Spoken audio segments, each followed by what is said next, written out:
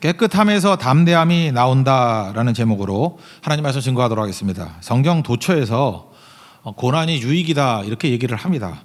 시편 119편 71편을 보니까 고난 당한 것이 내게 유익이라, 이로 말미암아 내가 주의 율례를 배우게 되었다.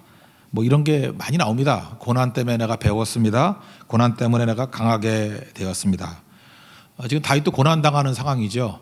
지금 압살롬에게 쫓겨가지고 도망치는 사건입니다. 여러분도 이렇게 고난이 유익이라고 느끼십니까? 다윗의 입장에 나를 한번 대입시켜 보라고요. 다윗이 얼마나 비참한 상황이었냐면요, 그 앞장에 보니까 맨발로 도망쳤다는 게 나와요. 사무엘하 15장 30절 보니까 다윗이 감람 산길로 올라갈 때 그의 머리를 그가 가리고 이렇게 창피해서 맨발로 울며 가고 그랬어요. 맨발로 울며 가고, 그의 추종자들도 다 맨발로 얼마나 급하게 도망을 치는지, 이런 비참한 상황이었다는 것입니다. 근데 이게 유익이 되느냐는 거예요. 그렇다라는 거죠. 하나님께서는 우리가 스스로 고난을 받아들일 사람이 누가 있겠습니까? 그러니까 하나님 우리를 인도해 주시는데, 어떤 때는 이렇게 고난의 길로, 물론 이거 자기가 잘못한 것도 있어요, 그죠? 그렇지만 이렇게 연단의 길로 이끄실 때가 있다는 것입니다. 그때마다 우리가 거절하지 아니하고 잘 통과하는 게 중요한 것 같아요. 받아들이면서. 그 목수 중에 우두머리를 도편수 또는 그냥 대목장 이렇게 부릅니다. 제일 유명한 사람이 신흥수 대목장이죠. 우리 그 숭례문 불탔을 때도 복원했고, 또 경복궁 복원할 때도 그 신흥수 대목장이 주로 하지 않았습니까? 근데 신흥수 대목장이 이런 얘기를 했어요. 궁궐을 지을 때 적합한 목재가 적송이라고, 붉을 적자에 소나무 송자, 적송. 붉은 소나무다. 왜냐하면 나이테가 촘촘하대요. 나이테가 좁고 나무 색이 붉은색이어서 이렇게 보기도 좋대요. 재료로서는 최적이다. 근데 반대로 나이테가 이렇게 넓은 나무들 있죠. 넓은 나무들은 좋은 환경에서 자랐기 때문에 속이 무르됩니다. 이렇게 물렁물렁해지고, 그다음에 잘 쪼개진대. 이렇게 갈라져서 이렇게 오랜 기간 쓸 수 있는 그런 궁궐이라든지 또 남대문 같이 숭례문 이런 거를 만드는 데는 적합하지 않다는 것입니다. 반면에 적송, 이 적송은 특별히 강원도 쪽에 이렇게 바람 많이 맞는데 거기 많이 있대요. 그런데 험한 환경이기 때문에 나이테가 촘촘하고 바람도 많이 맞고 또 춥고, 그래서 이 나이테가 촘촘하다는 거죠. 강도도 단단하고, 그리고 뒤틀림이 없답니다. 이렇게 사방에서 입체적으로 3D로 고난을 당했기 때문에 이 고난을 많이 당한 데는 촘촘하고 고난을 덜 당한 데는 이렇게 물렁물렁하대요. 그러면 시간이 가면 이렇게 밀도의 차이 때문에 휘잖아요. 근데 3D로 그냥 동서남북 위아래로 고난을 당한, 전천후로 고난 당한 나무는 어디 하나 약점이 없대요. 다 괴로우니까. 그래서 뒤틀림이 없답니다. 그래서 1000년을 간대요. 1000년을 가는 건물을 지으려고 그러면 이 적송으로 지어야 된다. 그러면서 마지막에 한 구절을 덧붙이는데, 사람도 그러합니다. 저는 목사니까 크리스찬도 그러합니다. 이렇게 붙이고 싶어요. 하나님께서 여러분들 대충 만드는 그런 판자떼기로 만든 게 아니고 적송, 영적 적송이 되게 만드시는 거죠. 그러면 나이테가 촘촘해야 되고 단단해야 되고 밀도의 차이가 없어서 이렇게 뒤틀림도 없어야 되고, 그래야 기둥같이 쓰임 받는 거죠. 최고의 것으로 쓰임 받을 수 있다라는 것입니다. 이거는 악기도 마찬가지 같아요. 저는 바이올린을 잘 모르지만 저는 바이올린 이틀 했습니다. 그 첫날 갔더니 이 활만 쥐고 있으라 그러더라고요. 그래서 제가 물어봤죠. 저는 묻지 말아야 되는데 언제까지 쥐고 있어요? 그랬더니 3일은 쥐고 있어야 된대. 그래서 그 다음을 물었죠. 그 다음 뭐예요? 그랬더니 바이올린을 턱에다 괴고 이러고 일주일 또 있어야 된다. 그래서 너나 하라 그러고 나와버렸죠.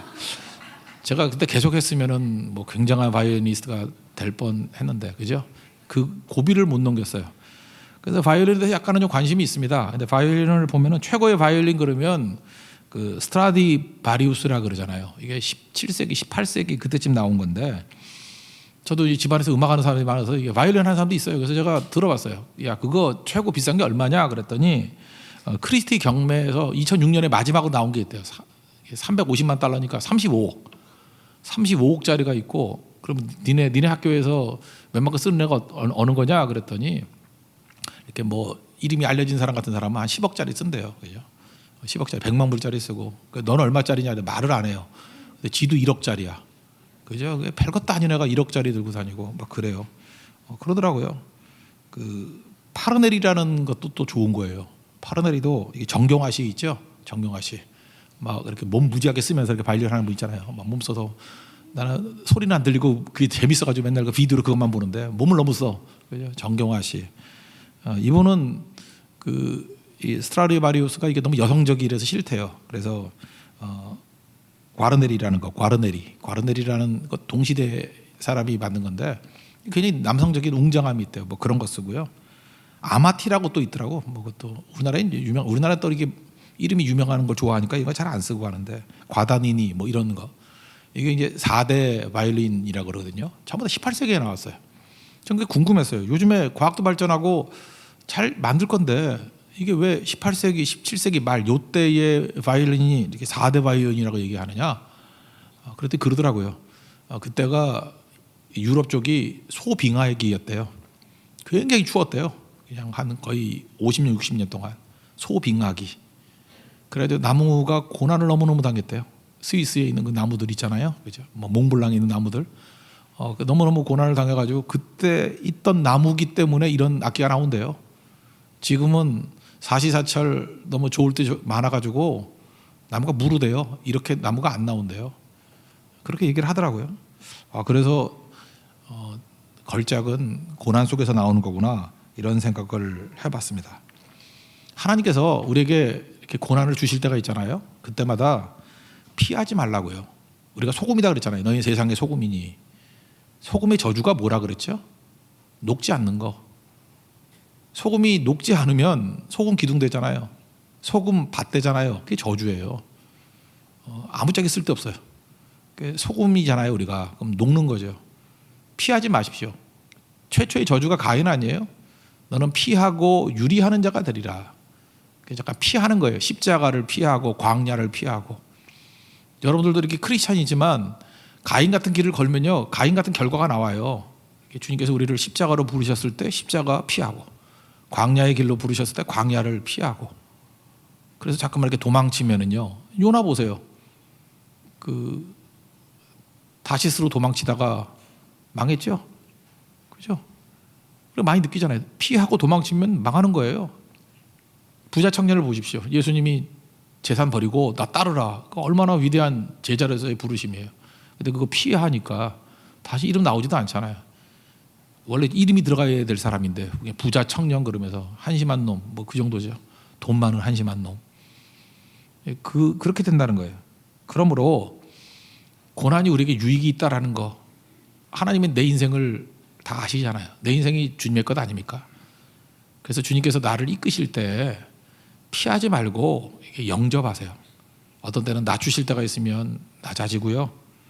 어떤 때는 수치를 당하게 만들 때가 있으면 도망치지 말고 수치도 당하고, 내가 괴롭게 될 때가 있으면 괴로움도 감수하고요. 그리고 울게 만드실 때가 있으면은 잠깐 안 울라 그러지 말고 그냥 우세요. 그게 필요하니까 이렇게 만든 거예요. 다윗이 이때의 과정을 통해서 다시 나라가 탄탄해집니다. 이 범죄 위에 막 흔들흔들 했잖아요. 다시 하나님께서 이 고난의 과정을 통해서 누가 충성스러운 종인지, 누가 역적인지 다 발견하게 되고요. 누가 다윗 왕국에 기둥같이 쓰임받을 사람인지 아닐지 딱 걸러요 한번. 그래서 오히려 더 탄탄한 하나님의 나라가 되더라는 것입니다. 우리 인생도 마찬가지예요. 하나님께서 내게 주신 모든 십자가와 광야 유익한 것이다. 그래서 피하지 않고 소금이 녹듯이 그냥 녹아 들어가십시오. 그때부터 능력이 나타나게 된다는 것입니다. 그러면 구체적으로 어떻게 녹아야 될 것인가 이런 거죠. 내가 고난당하면 내 안에 에고가 살아있으면요 분노하게 돼 있어요. 참 그래요. 분노는 어디서 하는 거냐면 내 에고에서 분노하는 거예요. 내가 죽고 내 안에서 예수가 산다 그러면 분노 안 하겠죠. 생각해 보세요. 뭐 예수님이 분노하겠어? 그러니까 분노한다는 얘기는 에고가 살아있다라는 얘기입니다. 그러니까 이 고난이 올 때 분노로 반응하면 안 되고 하나님의 은혜를 붙드는 식으로 반응을 해야 돼요. 이게 무슨 얘기냐? 분노하게 되면은 에고가, 내가 사람을 먼저 만나면 안 돼요. 하나님을 먼저 만나야 돼요. 다윗이 그랬거든요.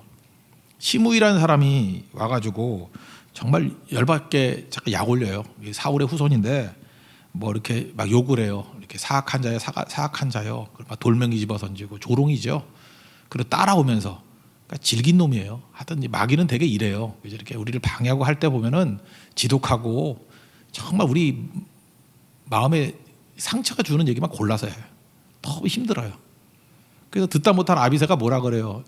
저런 그 죽일 놈의 개 같은 놈인데 내가 가서 죽여버릴까요? 그랬더니 다시 또 말리잖아요. 여기서 중요한 게 뭐냐면 여러분 생각을 해보세요. 내가 고난 중에 있으면은 눈에 누가 보여? 사람이 보이는 거예요. 그래서 사람이 나타날 때 내가 사람을 먼저 만나면은 분노하게 돼 있어요. 사람을 먼저 만나면은 이 손뼉도 마주쳐야 소리가 난다 그러잖아요. 사람과 사람이 만나니까 분쟁이 일어나고 다툼이 일어나고 결국 개싸움 됩니다. 둘 다 똑같아지는 거예요. 그래서 고난이 올 때는 먼저 하나님의 은혜를 만나야 돼요. 다윗이 하는 일이 뭐예요? 지금 이렇게 약 올리고 뭐 네가 고난을 자초했다. 또 말도 안 되는 얘기 있잖아요. 그 18절 같은 데 보면 보라 너는 피를 흘린 자이므로 화를 자초하도다. 이거 맞지 않거든요. 다윗이 피를 흘린 적이 없어요. 그런데 이렇게 이게 진짜 요즘 식으로 하면 가짜 뉴스지. 가짜 뉴스 막 퍼뜨리면서 말도 안 되는 얘기를 해도 이거 일일이 응답하지 않고 사람 만나지 않아요. 하나님의 은혜를 만나잖아요. 은혜를 만나서 그러니까 사람 만나면 분노하게 돼 있다니까요. 요즘에 사람들이 에고가 얼마나 강한지 층간소음이라고 막 싸움 벌어지고 요즘에 뭐 용산 가면 그런 거 판다며 복수하는 기계 이게 저 위에서 쿵쿵대면 천장에다가 대면 또 거기서도 쿵쿵댄대. 그래서 위에서 미치라 그런데 그거죠. 계속 골탕 먹이는 거죠. 복수에 복수. 그래서 나중에 그 살인 사건도 벌어졌다 그러대. 그죠? 이게 분노에 분노, 에고로 반응하니까 그러죠. 사람 만나니까 음식 늦게 나왔다고요. 식당에서 음식 늦게 나왔다고 그냥 갚버린대요. 돈 안 내고. 그래서 또 쫓아가다가 싸움 벌어져가지고 뭐 둘 다 경찰서 가고 이런 얘기 나오고 편의점에서 계산을 좀 늦게 할 수도 있지.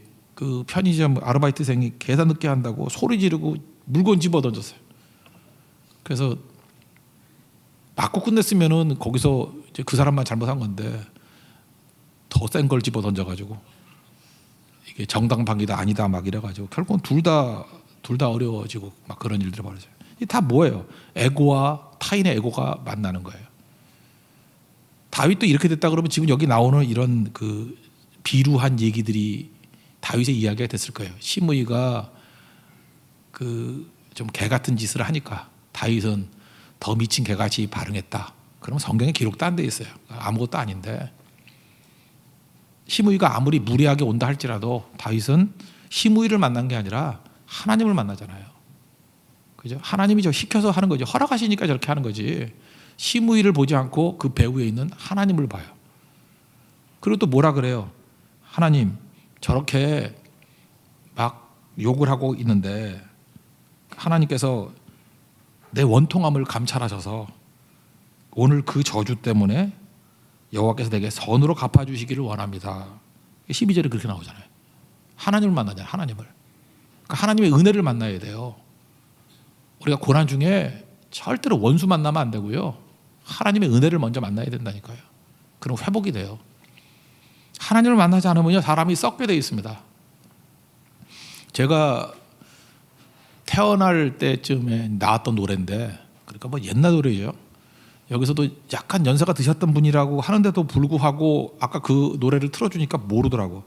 이렇게 아무도 모르는 노래를 왜 나만 알고 있는지 난 이제 미치겠어요. 그래서 내가 이렇게 늙었나? 옛날 가수 중에 옛날 가수입니다. 그러니까 여기 젊은이들이 잘 모를 거예요. 사이먼 앤 가펑클이라고 있었어요. 이거 유명한 노래에서 아는데 I'm a Rock이라는 노래가 있어요. 알아요? 진짜 아무도 모르네. I'm a Rock. 이 I'm a Rock. 그 당시에는 히피들 나올 때고요. 히피 아니면은 회의주의자들 뭐 이런 거 나올 때요. 이 노래 굉장히 두 사람이 이제 듀엣인데 화음도 잘 이루고 되게 알려진 노래예요. 아마 틀어주면 몇 번 들었을 거예요, 그죠? 근데 이게 노래 가사가 이런 거예요. 뭐 대충 그냥 거칠게 그냥 이게 막 요약해가지고 번역을 하면 이런 거예요. 겨울밤에 내가 홀로 있대요. 그러니까 외롭게 홀로 있다. 나는 바위고 나는 섬이야. 그래서 I'm a rock. 그다음에 I'm an island 이렇게 나와요. 나는 바위고 I'm an island. 나는 섬이야. 그러니까 고립돼 있다는 거죠. 나 혼자. 그리고 누구 외로우니까 누굴 만나려고 그러지 않고 벽돌을 쌓고 누구도 뚫지 못할 요새를 만들었어. 포트리스라 그러지. 요새를 만들었어. 나만의 요새. 그리고 사랑에 대한 상처가 많았는가 봐. 나는 사랑도 필요 없어.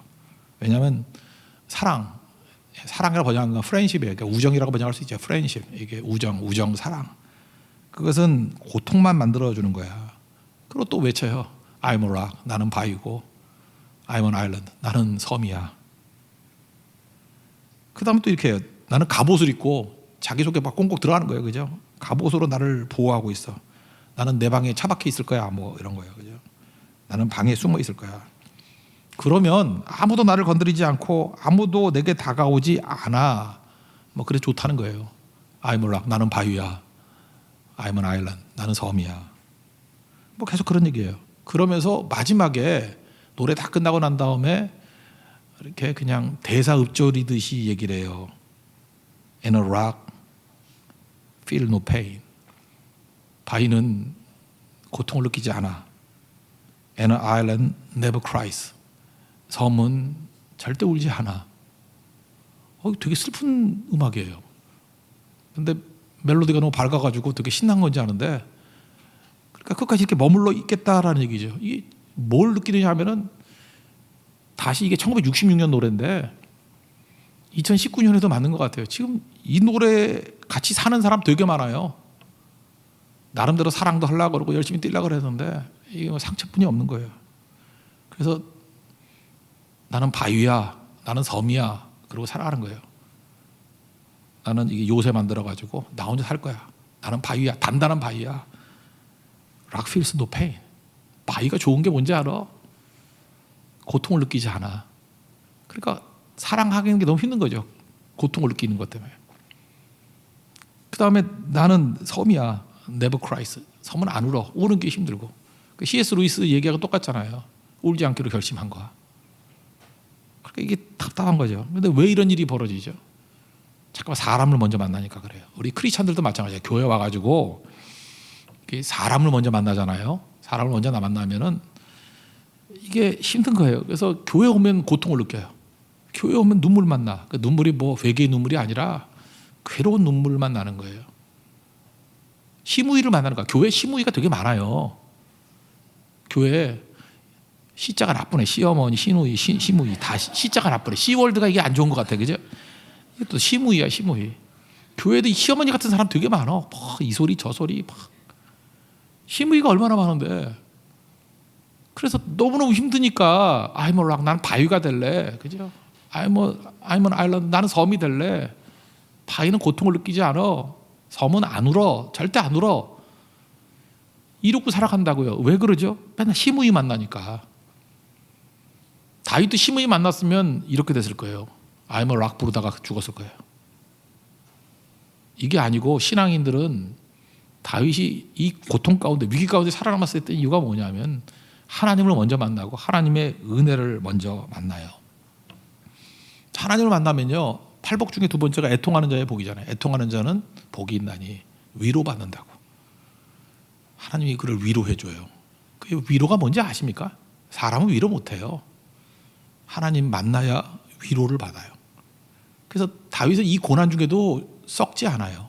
하나님의 위로가 있기 때문에. 그죠? 하나님 위로가 계속 있으니까 살아나요. 힘을 얻고 살아나요. 여러분 교회 와가지고 그래서 잠깐 뒤에 앉지 말고, 뒤에 앉으면 잠깐 사람이 보이잖아. 시므이가 보이잖아. 잠깐 열받지 말고.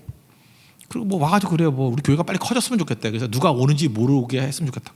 커져도 보여요. 시므이는 계속 보여. 시므이는 옆에 앉아 항상. 그 잊지 말라고요. 뭐 시므이는 항상 내 사정권에 있어. 이렇게. 그죠? 내가 앞에 가면 걔가 또 앞으로 와서 앉아. 계속 그런다니까. 그러니까 시므이 보세요. 따라오잖아. 먼지를 날면서 따라오면서. 시므이는 추적자예요. 그죠? 우리 계속 따라다니면서 괴롭히는 거예요. 그때 시므이 만나지 말고 하나님을 만나야 되고 하나님의 은혜를 먼저 만나야 돼요.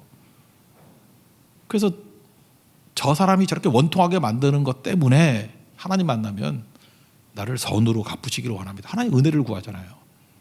그러면 강건해진다라는 것입니다. 그러고 난 다음에 사람 속으로 들어가야죠. 그죠? 이렇게 I'm a rock 하고 그냥 고립된 게 아니라 하나님 은혜를 만나고 난 다음에 들어가면 이제 그 사람에 대해서 이제 힘이 생겼으니까 이제는 같은 레벨에서 손뼉 쳐서 소리 나는 게 아니에요. 하나님의 은혜의 사람으로 시므이를 바라보니까 불쌍해 보이면 나중에 은혜 베풀잖아요. 안 죽이잖아요. 물론 솔로몬 때는 죽지요. 까불다가 죽고 한데 또 유언이 저놈 죽이라죠. 그런 거 보면 다윗도 참 뒤끝이 있어 있기는 그죠? 예, 나중에 보면은. 근데 시므이가 그 동네에 살라 그랬더니 지가 교만해가지고 종놈이 도망쳤다고 그거 잡으러 가다가 자기가 이렇게 사함 받았으면 자기도 종놈이 도망칠 때 좀 이렇게 은혜를 베푸는 걸 알아야 되는데 시므이는 그걸 몰라. 나쁜 놈이에요. 그래서 여러분 우리도 용서받아야 될 게 너무너무 많잖아요. 그래서 적당히들 하세요. 적당히들. 너무 괴롭히고 너무 원수 갚으려고 그러지 말고 내가 관대해야 하나님께서 나를 관대하게 대우해 줄 거 아니에요. 내가 죄를 지었음에도 불구하고 나를 구원해 주셔야 되는 거 아니에요? 그럼 나도 죄진 사람 좀 용서해 줘야지. 우리가 우리에게 죄진 자를 사해 준 것 같이 이게 나와야지. 우리 예수님 기도 그렇게 하라는 게 기도만 그렇게 하라는 거예요? 그렇게 살라는 거지.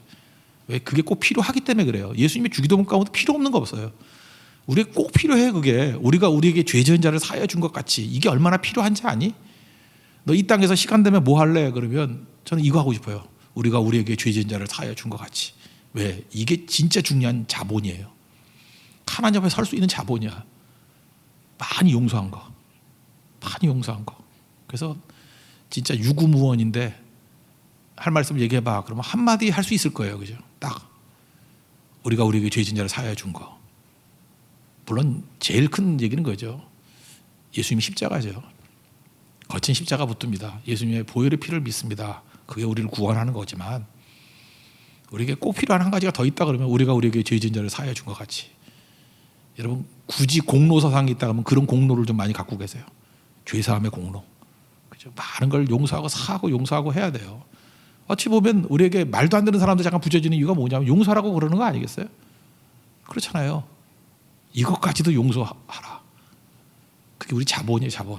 교회가 부유해지는 건 뭐냐면요, 우리가 우리에게 죄진 자를 사해 준 것이 많은 교회예요. 그런 게 우리 재산입니다. 재산. 그래서 능력 있게 되는 거죠. 그러면 이제 다른 사람들 바라볼 때 어떻게 돼요? 용서하게 되고, 그래, 용서하게 되고, 그 다음에 다른 사람을 존중하게 되잖아요. 함부로 하지 않겠죠. 왜냐하면 하나님의 시각에서 나를 바라보는 거니까. 똑같은 죄인으로 바라보는 거죠. 그래, 달라지잖아요. 죄가 뭐라 그랬어요? 선악 판단을 내가 하는 건데 이제는 선악 판단을 내가 안 하죠. 하나님께 맡기잖아요. 그럼 선악 판단 안 하면 우리가 할 일이 뭐예요? 어떤 악인을 바라보면서 나도 저럴까 두렵다 하고 거울같이 자기를 돌아볼 줄 알고, 그 다음에 구원론 쪽으로 나가는 거죠. 하나님 저 사람 불쌍히 여겨주세요. 나를 불쌍히 여겼듯이 저 사람도 불쌍히 여겨주시고 건져주세요. 그럼 살리는 자가 되잖아요. 그럼 원수도 친구가 될 수 있겠죠. 그렇게 하다 보면. 그리고 주께로 돌아오게 되잖아요. 이게 용서고 용납이에요. 요즘에 우리나라 이렇게 상황들을 쭉 보니까 이것도 뭐 과정이라고 생각해. 나는 그래서 뭐 너무 이렇게 심각하게 생각은 안 해요. 왜 심각하게 생각을 안 하냐면 이러다가 이제 어려움 당하겠지 또. 어려움도 필요해요. 고난도 필요하고 뭐 민족적인 어려움, 뭐 맨날 뭐 평탄하면 가야 돼. 우리가 좀 가난해지면 어때? 뭐 꼭 부자만 꼭 돼야 돼? 뭐 이스라엘도 보면 부유했을 때 하나님 떠났을 때가 더 많은데 좀 깡통도 차고 거지같이 되기도 하고 그래 정신 차리고 또 돌아오기도 하고 그러는 거지. 16세기 때요.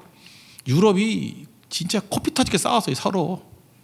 캐톨릭 믿는다고 개신교 죽이고, 개신교 믿는다고 캐톨릭 죽이고, 뭐 종교 전쟁 뭐 엄청나. 30년 전쟁, 뭐 100년 전쟁, 장미 전쟁 100년 아니에요. 100년 전쟁.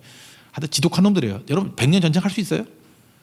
영국 애들 저 무서운 애들이에요. 100년을 전쟁을 했고요. 독일 애들 이 베스트팔렌 조약할 때까지 30년 전쟁을 했어. 아유 지겨워. 전쟁을 30년을 해. 나 이렇게 다 거덜나 가지고 아무것도 없어 가지고 휴전 맺은 거예요. 아무것도 없어 가지고. 그 전쟁하다가 프랑스도 거덜나고 뭐 독일도 거덜나고 하여튼 그러던 거였거든요. 그러다가 내린 결론이 뭐냐? 톨레망스라 그러죠. 톨러런스. 관용. 결국은 누가 전쟁에서 이기던 말던 결과는 똑같더라. 이게 유럽이 300년 싸우고 난 다음에 내린 결론이에요. 그놈이더라. 성경을 이때 깨달은 거예요. 의인은 하나도 없더라. 뭐 구호가 뭐 대단하고 해봐야 돼. 그 도둑놈이 그 도둑놈이고요. 그 나쁜 놈이 그 나쁜 놈이고 다 똑같아요. 그 그거 깨달은 거예요. 그래서 누가 더 옳은가 경쟁 안 하고 그냥 다른 것을 인정해 주기로, 그게 계속 발전하다 보니까 지금 뭐 EU 연합까지 되고 그러잖아요. 그죠? 유로피안 유니언 뭐 EU라 그러죠. 이렇게 합쳐지기도 하고. 그 유럽이 뭐 관대해서 그런 거 아니에요. 싸우다가 답이 없어 저렇게 된 거지. 우리도 그거예요. 다른 사람에 대해서 잘 보세요. 선악을 내가 쥐고 있다고 생각하니까 잠깐 정죄하고 그러는 거지. 내가 보기에 쟤 틀린 것 같아. 근데 제가 보기에도 나 틀렸을 거 아니야. 그러니까 우리 인간은 다 틀린 존재예요. 그렇다 그러면 너무 코피 터지게 싸울 거 없고, 나는 이렇게 생각하는데 넌 어떻게 생각하니? 그러냐? 그러면은 그냥 잘 어울려 살다가 그냥 같이 사는 거야. 살다가 진짜는 살아남겠고 가짜는 죽겠죠. 그러고 보면 되는 거예요. 이거 아니면 뭐 큰일 나듯이 착각이 좁아진 것 같지 말고. 원래 그런 거예요, 인생이. 인생은 누가 하든 간에 답 없어요. 아무리 노력해도 고민해도 답이 없는 인생. 노래 부르잖아. 답이 없어요. 오직 하나님을 바라는 게 그게 지혜로울 수 있다라는 것입니다. 그러니까 요즘에는 어때요? 서로 자기가 옳다 그러니까 상처 주잖아요. 그래서 이제 주제가 얼마 전까지 주제가 뭐예요? 힐링이잖아요. 난 힐링이라고 할 때 되게 웃긴 게 뭐냐면 그거예요. 아니 자기만 상처 입은 줄 알아. 지는 상처 준 거 생각 안 하고. 안 그래요? 내가 진짜 웃긴 게 뭐냐면 우리 교회에서도, 우리 교회라고 안 합시다. 옆에 교회에서도요. 저한테 그 와요, 상담이 오는데 목사님 상처를 엄청 입었대. 저 상처밖에 없대. 내가 알기로는 그분이 상처 제일 많이 주는 분이거든요. 정말이에요. 교회에서 정평이 났어요. 정평이 났어. 그냥 상처 제일 많이 주는 분이에요. 말 함부로 하고 맨날 뒷말하고 뒷담 맞히고. 나는 농담인 줄 알았어. 자기 빼놓고 다 알아. 상처 제일 많이 주는 분인데 자기 상처 받았대. 그러니까 힐링이라는 말 자체가 뭐야? 이게 에고예요, 에고. 나는 상처 받은 사람이니까 내가 힐링 받아야 되겠다라는 거예요. 힐링이라는 얘기 하지 말고 상처 하나 주지 말고 살아요. 상처 안 주려고 그러면 어떻게 되죠? 입 다무는 거예요. 얘기할 때 이렇게 하세요. 들키면 안 되는 말은 하지 마세요. 제가 어떤 사람과 얘기할 때 뭐 이렇게 목사님 이거 아세요? 뭐 이거만 목사님만 아세요? 그러면 일부러 크게 소리해요. 그러면 막 깜짝 놀래요. 일부러 그런 거예요. 일부러. 내가 뭐 귀가 먹어서 그런 게 아니에요. 목사님이 지금 뭐 헤드폰을 많이 끼고 다니지만 뭐 작은 소리 못 듣는데. 아니에요. 내가 다 들어요. 일부러 내가 흥성대원 같이 바보 노릇 하는 거야. 크게 소리쳐도 문제 없을 소리만 하라고. 그러니까 그렇게 하면 대화가 딱 끊겨. 딴 데로 넘어가. 그러니까 들켜서는 안 되는 말을 하지 마세요. 그리고 그 당사자가 들어도 될 말만 하세요. 그 당사자가 들어서 될 말. 아니면 말하지 않는 게 되게 중요해요. 우리 이번에 특별 새벽 기도 끝나고 난 다음에 조그만 이불을 줬어요. 그랬더니 뭐 사람들이 말이 많어. 이게 무슨 이불이냐고, 뭐 이렇게 작아가지고 어떻게 덮냐고 막. 그것도 에고야. 내가 덮으려고 그러니까 이게 작지. 그거 들고 다니면 남을 덮어준다고 생각하면 너무 커. 저도 좀 맨날 갖고 다니거든요. 이렇게 치마 짧아가지고 막 괴로워하는 분 있으면 그거 줘요. 이걸로 가려라 그러고. 그다음에 에어컨 나올 때 막 춥다 그럴 때 이거 준다고 너무 고마워해. 다시 또 뺏어 오지. 내놔 임마. 그러니까 저는 그거 가방에 항상 있어요. 가방에 있는데 나를 위해서 쓸 수가 없어요. 제가 신장이 길어요. 제가 안악자손이잖아. 이게 뭐 어디 가려지지도 않아. 그래서 내가 하려고 그러보니까 막 화가 나는 거야. 이 차상석 이걸 선물이라도 준비했어 막 이러면서 막 화가 나는데 이거 남을 위해 섬긴다 그러니까 역시 얘가 지혜로운 차상석. 그죠? 너무 가벼워요. 조그매서 좋고 가방에 그냥 수셔놔도 아무 문제 없고. 그건 제가 100% 남을 위해서 써요. 들고 다니면서 이렇게 주고. 꼬마에도 줘봤어요. 이거 뭐에 쓰냐 그랬더니 스파이더맨 하면 아니 배트맨 하면서 배트맨 지금 목 메고 이렇게 뛰면 안 된다 그랬고. 또 어떤 분은 이렇게 뭘 쏟은 적이 한 번 있어요. 이렇게 커피 같은 거. 근데 그거를 탁 묶어가지고 치마같이 만들대. 이렇게 탁 묶어가지고 잠시 버티고 또 빨아서 갖다 주고 그러더라고요. 그래봐야 3번밖에 쓴 적 없어요. 근데 계속 갖고 다녀요. 그거죠. 저는 하나님 백성들이 보자기 같은 인생을 좀 살았으면 좋겠어요. 나를 위한 보자기 그러면 불편하다 그럴지 모르지만 남을 위해서 보자기라 그러면 그게 얼마나 욕이 난지 아십니까? 다윗은 그렇게 인생을 살잖아요. 그러니까 문제가 없죠. 존중해 주는 거. 그냥 함부로. 여기 보세요. 뭐 심의조차도 비난 안 하잖아요. 저 죽여버릴까요? 그랬더니 자기를 보잖아요. 야, 사울의 후손 아니냐. 그러니까 전에 왕 가문이니까 저 화가 나서 저러지 않겠니. 그리고 자기를 돌아보는 거예요. 야, 내 아들도 반역했는데 뭐 사울 집안의 애가 욕한다고 뭐 그렇게 열받겠니.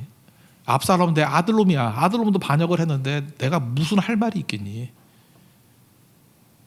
여기서 따뜻함이 느껴지지 않아요. 여기 사랑스럽지 않습니까, 다윗은. 그러니까 이게 글만 읽어도 동정이 가잖아요. 다이폰 들고 싶죠. 사랑스러워요. 참 소스윗, 사랑스러워요. 달콤해요, 사람이. 따뜻해요. 이런 게 있어야죠. 3년 전에 그 우리 교육자들 전주에 한번 갔다가 그 김한성 목사님이 뭐 전주 뭐 전남 이렇게 뭐 돌면서 어딘지도 모르고 막 끌고 다녔어요. 그 중에 기억나는 게 김제에 가면 금산교회라고 거기 한번 들렸거든요. 김제 금산교회. 이게 기역자 교회로 유명하고요. 한쪽은 남자만 앉고 여자만 앉고 남아 있어요. 근데 거기 스토리 때문에 그러죠. 전라도에서 있던 거지가 하나 있어요. 이자익이라고. 경상도는 옛날에 먹고 살기 힘들었어요. 그래서 온갖 거지들은 다 경상도에 있었어. 산이 많잖아요. 그래서 흉년만 오면 거지판이었어요. 그래서 거지들이 복음이 하나 있어요. 전라도 가서 가면은 굶어 죽진 않는다. 거기 평야지대니까 먹고 사는 거예요. 그래서 굴러서 김제까지 온 거예요. 김제 평야 엄청 넓어요. 그죠? 거기서 조덕삼이라는 사람의 마부 역할을 했어요. 마부니까 뭐 말 타고 다녔다고 하면은 뭐 기사 정도 했겠지. 그죠? 뭐 이런 거 지금식으로 하면. 그러다가 이분이 예수를 믿어가지고 다 그 조덕삼의 사랑채에서 교회를 시작한 거예요. 그러다가 사람이 많이 모여서 100명 정도 모였어요. 금산교회 100명 정도 모였는데 이제 장로 투표를 한 거예요.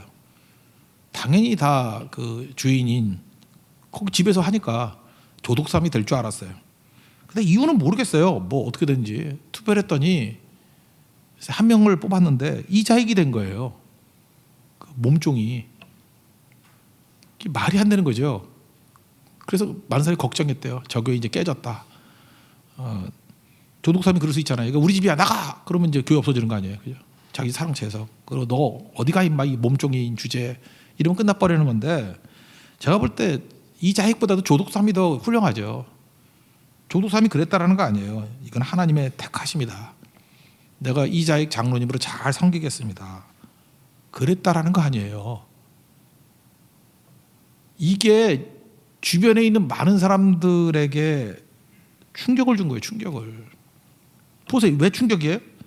일단은 전라도인데 경상도 사람이 왔는데 장로시킨 거고, 또 하나 조덕삼은 부자고 이자익은 몸종인데 가난한 사람이 장로가 되고, 그 다음에 나이도 조덕삼이 더 많아요.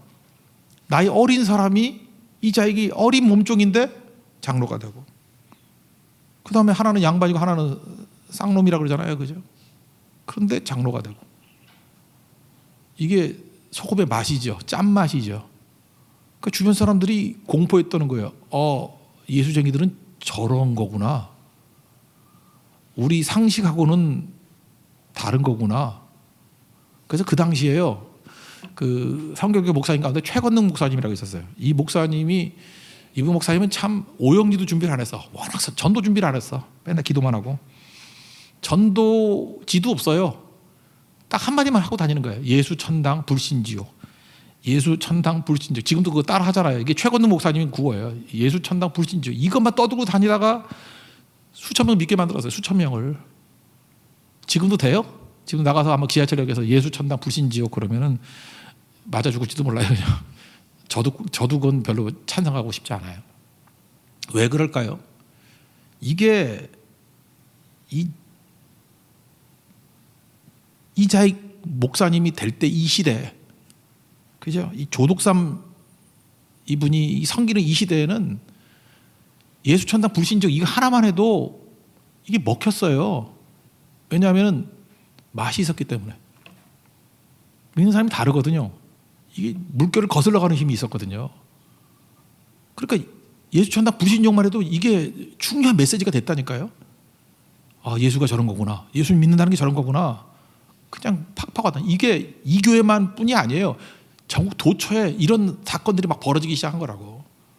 그러니까 막 이게 진짜 혁명이죠, 혁명. 혁명적인 일이 벌어진 거죠.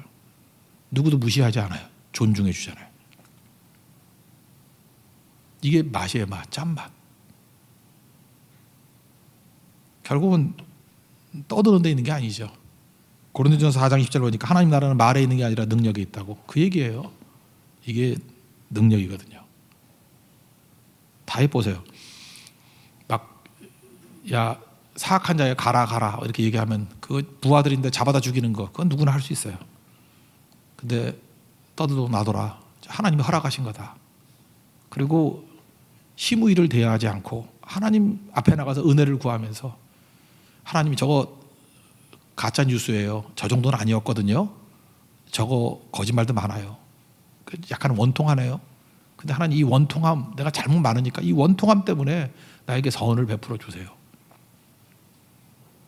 그랬더니 하나님께서 다윗에게 은혜 주셔서 강해진 거예요.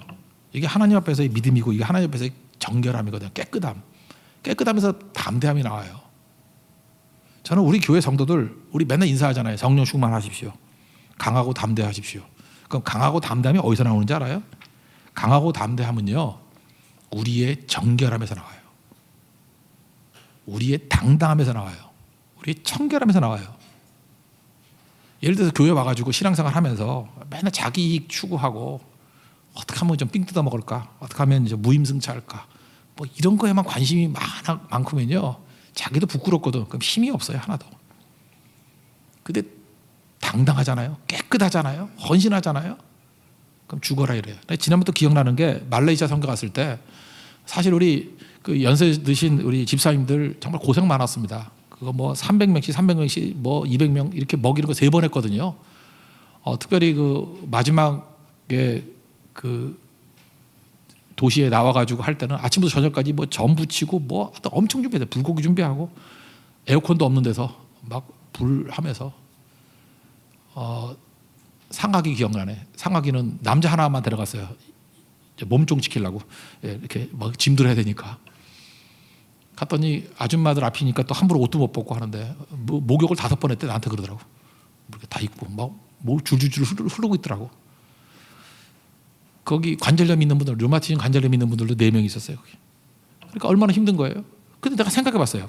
저렇게 더운 곳에서 저렇게 오랜 시간 저렇게 헌신할 수 있었던 그 힘이 어디서 나오느냐? 그 당당함에서 나온 거예요. 당당함에서. 이게 내가 하나님의 일을 하는 거다. 그리고 자기가 성교비 내서 어떤 분이 심지어 자기 돈으로 재료까지 사갖고 와서 자기가 다 쏟아 부은 거거든요. 그러니까 그게 뭐예요? 당당함이에요. 그게 뭐예요? 그게 정결함이에요. 그게 깨끗함이에요. 거기서 힘이 나오는 거예요. 만약에 거기 계신 분들이 이거 하루 하면 일당 10만 원 드릴게요. 그러면은 야, 내 10만 원 갖고 못해. 딜합시다. 20만 원, 30만 원. 이러면 힘이 안 나왔을 거예요. 잊지 말라고요. 자기 이익을 걸었으면 그게 안 나와요. 내 삶은 주의 것입니다 하고 다 드리고 다 바치고 하니까 거기서 힘이 나오는 거예요. 헌신이 나오는 거고.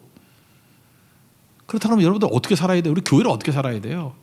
어디서 당당함이 나와요? 십자가의 길에서 당당함이 나와요. 십자가의 길에서. 주님께서 우리를 당당하게 강하고 담대하게 만드는 힘이 뭐냐? 십자가로 초청해요.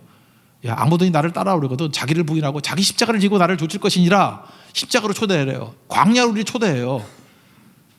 우리를 녹아지는 데로 초대해요. 녹아지라고. 그때 피하지 아니하고 소금 기둥 되지 아니하고 소금 밭되지 아니하고 주님의 부르심에 아멘하고 응답하고 나아가서 녹아지고요. 사라지고요. 흔적도 없이 없어져 버리고요. 십자가의 길을 가고요. 광야의 길을 가면은 묘해요. 강하고 담대함이 생겨요. 거기서 나오는 거예요. 거기서 강하고 담대함이 나온다니까요. 깨끗하면서 강하고 담대함이 나와요. 다윗이 이 위기였어요. 그죠? 여기서 이 고난 가운데, 고난 중에 고난 아니에요. 지금 그러지 않아도 반란 때문에 어려운데 거지 같은 놈이 와가지고 욕까지 해대고, 그래도 마지막 힘은 있잖아요. 저런 때려 죽일 힘은 있잖아요. 옆에 아비새도 있고, 그죠? 장구도 몇 명 있고 밑에 쫄따구들 좀 있다고. 한 놈 정도 죽이는 건 문제가 없어. 근데 심의를 대하지 아니하고 하나님을 만나잖아요. 하나님의 은혜를 만나잖아요. 여기서 정결해진 거예요. 여기서 깨끗해진 거예요. 여기서 힘이 나온 거예요. 여기서 십자가를 진 거잖아 이게. 이 갈보리를 향해서 그죠? 이 뭐 맨발로 갔다 이거 예수님 모습 아니에요? 예수님 십자가의 그 모습을 지금 그리고 있잖아요. 십자가의 길을 걸은 거예요. 광야의 길을 걸은 거예요. 이 이후에 후세라는 사람을 통해 가지고 숨어 있는 사람이 자기를 도와줘서 압살롬을 제거해 버리고 숨어 있는 돕는 자들이 막 나오기 시작해요. 왜 이런 일이 벌어지죠? 하나님이 사람 모아주는 거 시간 문제예요. 다시 일하는 거 시간 문제예요. 그리고 하나님께서 압살롬을 멍청하게 만들었어. 그 똑똑한 아히도벨의 머리 좋은 애거든요. 그 제안을 안 들어줘. 또 아히도벨도 너무 재밌어. 그거 안 들어준다고 또 자살을 해. 나 별놈 다 봤어. 나 세상에 이렇게 멘탈이 약한 애 처음 봤어요. 그래서 상석이한테 상석아 야 저녁같이 먹자. 아, 싫어요. 목사님 안 먹어요. 상심해서 자살을 해. 그거 똑같은 거예요.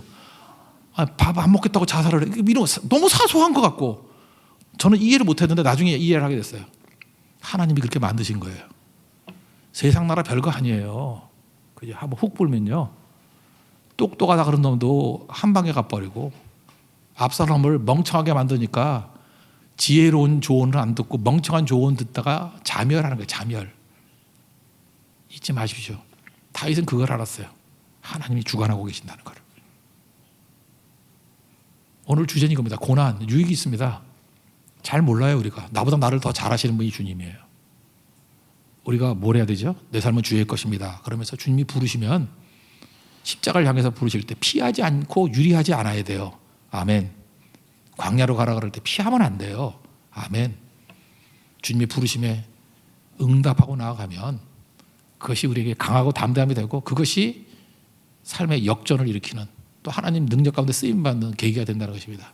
그런 축복을 누리는 믿음의 종 되기를 축원합니다. 자리에서 일어나겠습니다. 내 삶은 주의 것 찬양하겠습니다.